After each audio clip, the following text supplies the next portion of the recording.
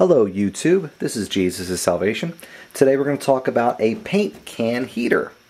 I've been seeing the videos online and I've been thinking, how can I make this a little better? One thing I remembered is when I had my boat years ago, I had a stove inside the boat that was worked on denatured alcohol. You pour the denatured alcohol into these 3 stoves in the boat, or 3 inlets in the boat, and inside there it had kind of a fibrous filter that you never replaced. The only thing that really dried up or went bad was it ran out of alcohol. So you just poured more alcohol in it and the wick was always fine and you never had to replace it. Now I've seen a lot of videos where they say they've used a whole wad of toilet paper here, a whole roll of toilet paper, and they put it in the can, they fill it up, they light it on fire, they let it sit, and they give you a time of about 2 hours.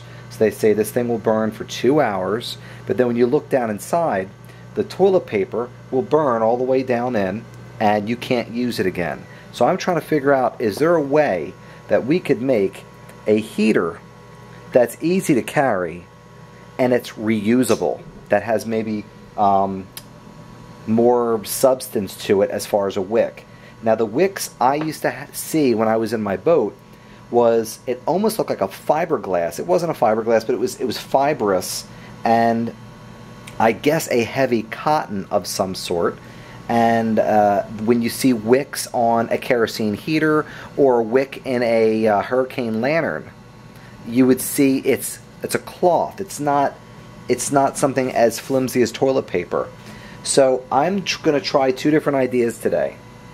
One, this can, which is way, way lighter compared to this one. This is Bounty.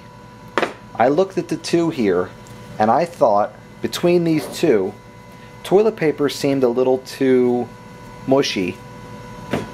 Bounty had a little more rigidness to it. And I thought maybe this is a heavier item here, a thicker item. It might last longer than the toilet paper. So I took a roll Bounty, cut it in half with an X-Acto knife, or a blade, cut the thing in half, took the tube out, and put it inside the can. This one over here, this is painter's cloth. I thought this is more like a wick. So I tried the painter's cloth. When I took the painter's cloth, it came in a big sheet, big stack of them. I cut it in half, rolled it up, add a couple extra pieces from this one, and jammed it down inside. When there was still more room in there, I opened up the hole and I rolled up some more and jammed more in here. So as you can see, if I can get this on video nice and clear, where's the camera? Here we go. This is jam-packed with a cotton. Okay, solid. And I thought if we could reuse this as a wick, and you don't let it burn that much, or just take off the cinder parts on the top, you can reuse this and reuse this and reuse this, and all you have to do is bring a couple bottles of alcohol with you. It's safe to breathe. It's not like you're using propane, where if you put it in your tent, it'll kill you. You got to look at something that's safe to use, that if you're out in the wilderness and you need some instant heat, you need something to cook on, you want something safe, you might not want a big fire to give away a position, or you may not want to have smoke. You may want to have something just small enough to heat yourself and your food or your drink, or to boil your water, and this probably is going to be the best solution. So what I'm going to do is, I'm going to do 2 different tests tonight, and that'll be part 2. One is going to be the Bounty paper towel, and the other is going to be this painter's cloth I got at Lowe's. This is called Pro Perfect medium rags. Let me see if I can let you see what it is. Hold on. Pro Perfect medium rags, and these are 100% cotton. It's a 10-pack, and I got more than half of this in the can. It made it substantially heavier, but this may be a great wick. Now I also did a test last night between 91% alcohol and 70%.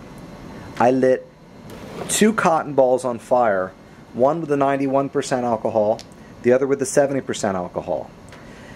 They both burned about the same. The 70% actually lasted a minute longer, and I noticed the cotton ball was only lightly singed on the top.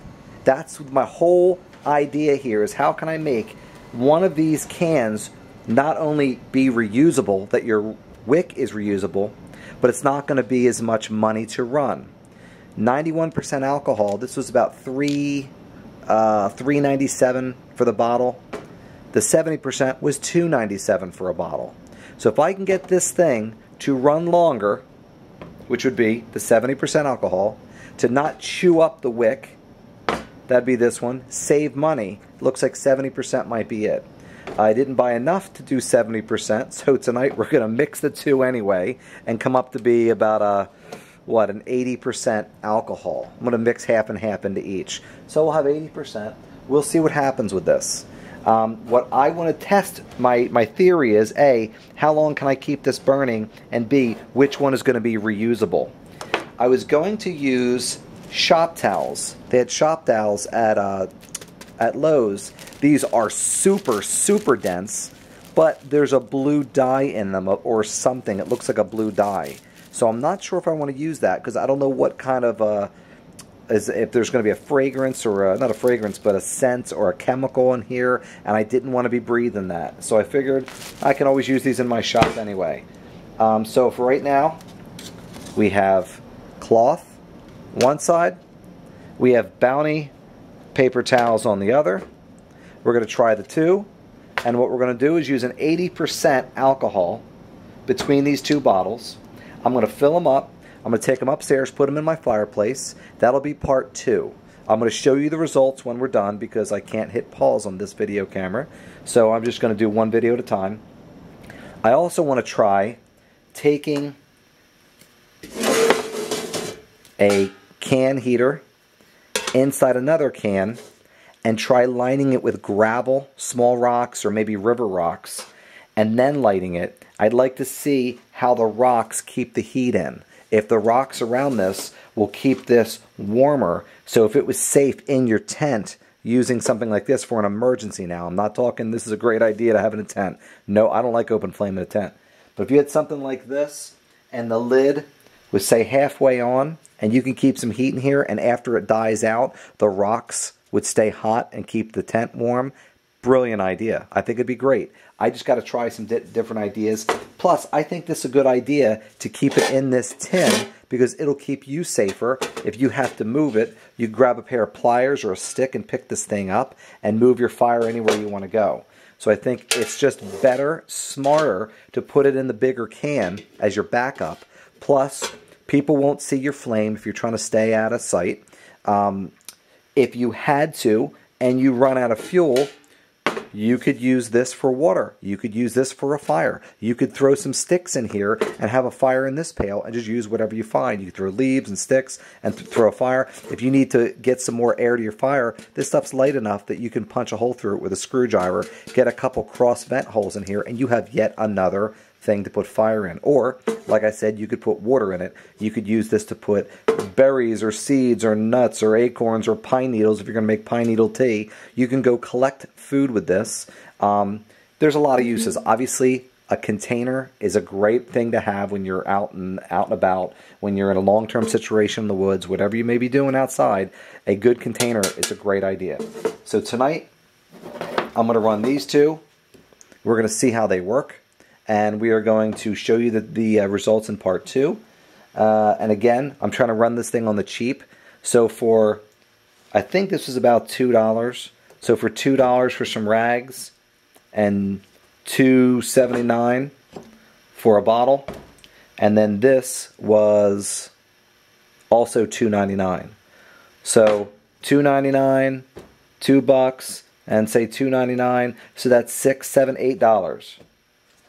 Here's $8 right there for a heater or a cooker or whatever you want to do with it. And you got $8. You bring another bottle here. Now, if you went out and bought a Coleman heater or a Coleman cooker with a propane bottle, once your propane's out, you're done. It's got one way to use it, and that's with propane. What I like about this is I could throw multiple things in here and burn them. I don't have to stick with alcohol.